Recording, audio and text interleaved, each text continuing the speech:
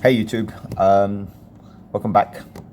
Today somebody asked me a question on how to find the best cryptocurrency exchange and how to understand what's going on with Bitcoin and pretty much understand the overall market. Let me explain to you. So I've come to coingecko.com. Anybody go there and visit it, coingecko.com. They also have an app for Android and iOS, I believe.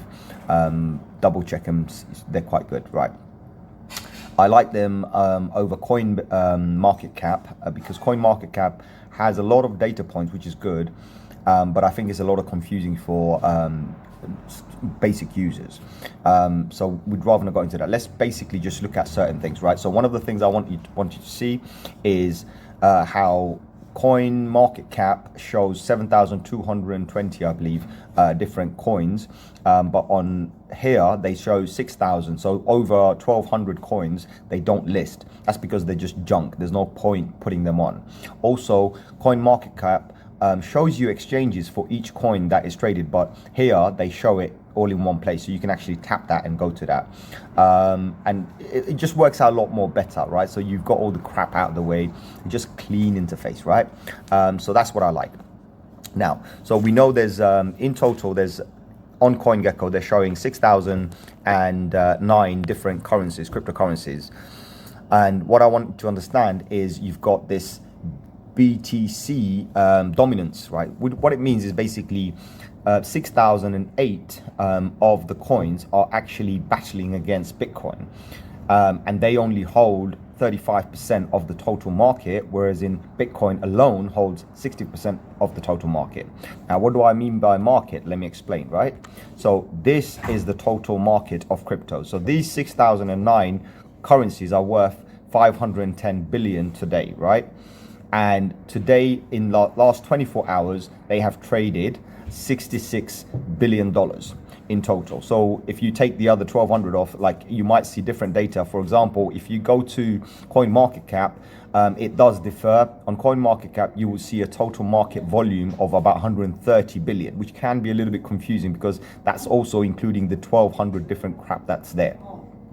So we're not going to use the crap here. We're just going to basically just understand the market very simply. So we know in total we have 6,009 coins here. We have 409 exchanges here. This is our total market capitalization today, and this is our total volume of trades in the last 24 hours. And this is how much of the market Bitcoin is dominated over. So all of those aside, let's go to the next part. So we've selected all the top cryptocurrency exchanges. Now, what I want you to focus here is you've got the top 10. I always recommend the top 10. And what you'll notice is all the top 10 are actually centralized. So you see when it says centralized, right? So here you got centralized again. So, which is a good thing, right? So it's not a bad thing to be centralized.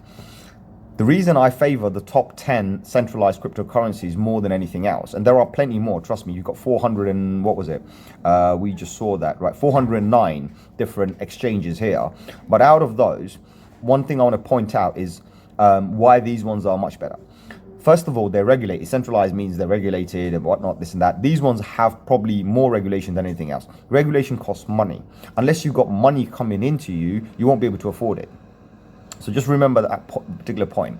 So you can see here, Binance has had volume of 5 billion today, right? So just look at that number. If you go down and you look at other crypto exchanges, you'll find like this one here, for example, 445,000, right? So when you look at these kind of numbers, what you need to understand is how much money is coming in and out. And to understand it best is, say for example, you go and you want to buy a Bitcoin, and you want to buy it at a particular, so market price, anybody could buy in any exchange. So you could buy market price anywhere, it doesn't matter what it is, instantly they'll give it to you, or almost instantly, as long as the block confirms. But you want to do a limit order. So you're saying, I want to buy at this particular price, right? So you've got the money, you've got, your USDT, USDC, or whatever, your DAI or whatever, and you say, I want to buy. Literally, you're exchanging that one cryptocurrency for another. or even on most occasions you can actually buy with cash, but you have to have cash in the exchange in order for you to do that, which I think is a very risky thing to do. I'd rather have it crypto. It's easier. So you put an order in. So this is an example of where a small exchange fails against a big exchange. So you put a limit order in. You say, I want to buy Bitcoin when it's worth $15,000. Right. So today's price is $18,000. So you want to buy a coin when it's worth $15,000. You put a limit buy order, right? But there's no one there to sell because most people are on the big boy exchanges. So you have this serious issue where you can buy only in market instantly, but you can't buy anything else because the exchange has to literally sell it to you. Also with regulations, these exchanges may get into trouble because they won't be able to afford the fees and all the other stuff that you need to be regulated. So they have more chances of actually just packing their bags up one day and going away. This is the situation. So this is why small cryptocurrency exchanges, even with zero fees, right, not really worth it, right? So let's go back to our top big boy pants, right? So let's go to big boy exchanges. Now here, you've got this particular volume here, and you see this volume here, right? So let's clear this up just for the sake of it. Let me just do another line here. Right, so we've got two different volumes here, and I'll put a cross around it, right, just to explain to you. So if you see on this one, they've had, this was the 24-hour volume, all right? You know, whatever you're seeing here, this is how many, how much money has been filtering through this. Now, what you'll find is you go there and you say, I want to buy at 15,000. And if the market goes to 15,000, there are a lot more people to sell to you, right? You want to buy at market instantly, almost instantly, you can get it, right? You want to sell, say current price, you've made money, you've made some profits and you want to sell. You need someone to buy it, right? Here, you can get it bought within seconds. Your order will be filled within seconds. That's the beauty because there's so much coming in. Also, talking about orders and limit orders, right? You want to buy one Bitcoin, but somebody only wants to sell, say, for example, 0.01 of a Bitcoin. On a big exchange, when you have hundreds of people trying to sell 0.01 of a Bitcoin, you're most likely to get your one Bitcoin filled, order filled instantly, right? On a small one, if people are just selling 0. And there's 10 guys selling it, only 10% of your order will be ever filled. So it's harder for these exchanges to compete against these big boys, right? And also, like these ones, I do have cryptocurrency and other fiat currencies sitting there. The reason is it's easier for me to, as I said earlier on, the limit order. I have a limit order at a specific time. I have a sell order at a specific price. So I'm speculating the price will hit 100,000, for example. And I've put one Bitcoin and I said, I want that Bitcoin to sell at 100,000. Now I've done that, I can go to sleep infinitely. So that order's open infinitely. And I'm just gonna go to sleep and forget about it.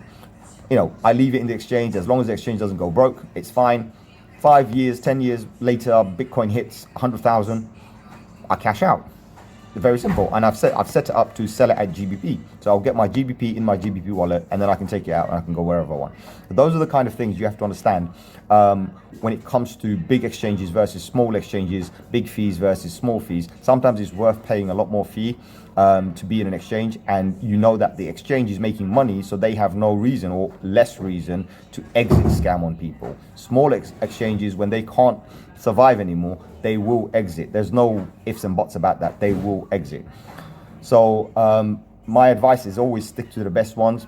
However, if you do go on a small exchange and you find someone's trying to sell some coin, they're desperate, they want to sell it, they're in that exchange, they want to sell it, and you've got the funds to buy it instantly there and then, sometimes you can pick up a little bit of a bargain, you know, a couple of £100 or a couple of $100 worth of difference, and you can come back to the big boy exchange and actually sell it there and keep that profit to yourself. So that's a little bit of just a little hint on what I sometimes do. But regardless, I wouldn't personally recommend anybody leaving any money or any coins or anything in any exchange. If you can, if you are not going to trade with it, then whatever exchange you buy it, take your cryptocurrency out, put it in a cold storage, leave it there. Value's not going to change, nothing's going to change. Just take it offline completely. But if you are going to trade, then whatever amount you're going to trade, just leave it in the exchanges. So for example, as I said to you, for me, I've got a few trades open in Binance, Coinbase, Kraken, Bitfinex, actually funnily all of them. In fact, where's my other one gone?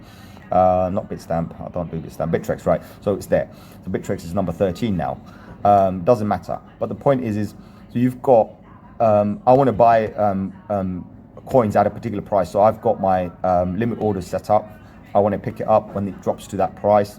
Also, at the same time, in some of those exchanges, I've also got sell orders. So I want to sell at a specific time. As I said, I'm going to go to sleep. I don't really care. As long as the company's there, as long as they're getting the fees, they have no reason to go, or less reason to go, because they're making money.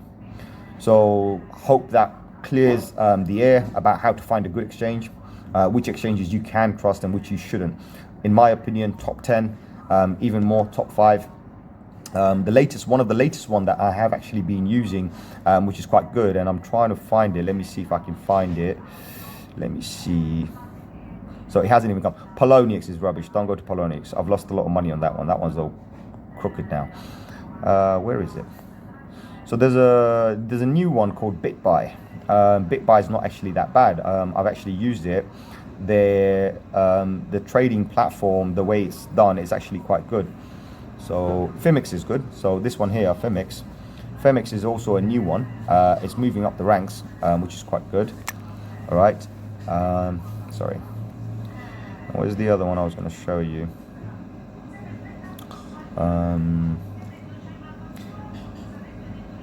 Bybit. Where's Bybit? Bybit. It's not even here. Anyway, it's a very new one, but I like the trading platform. It's actually quite easy to understand compared to Coinbase.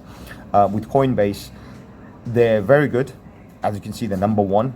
But the biggest problem that they have is, I think, the screens and all the statistics and all the data that they show is very advanced for a basic user, a new guy.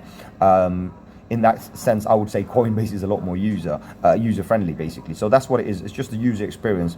Coinbase will be, I'm not sure, I think they've already done it. They're actually making it a lot more easier for basic users now as well, which is quite good. So they are definitely innovating. They're moving forward because they've got competition, right? So, but ultimately, remember, stick to the top ones. You can't go wrong. Yes, the fees are high, all right? Who cares, right? As long as your money's safe, you might as well pay for it. That's more like an insurance for you, knowing that you've paid the fee, the company's made money, company's sustainable, it can afford to stay, and it can't afford to lose, right? So, taking the money off you, it's going to stay there longer time, you're going to make more money, and, carry on with the trades and whatever. But ultimately, remember, buy cheap, sell high, make money. That's it. I hope this one helps, and I'll catch you on the next one. Keep safe. Bye-bye.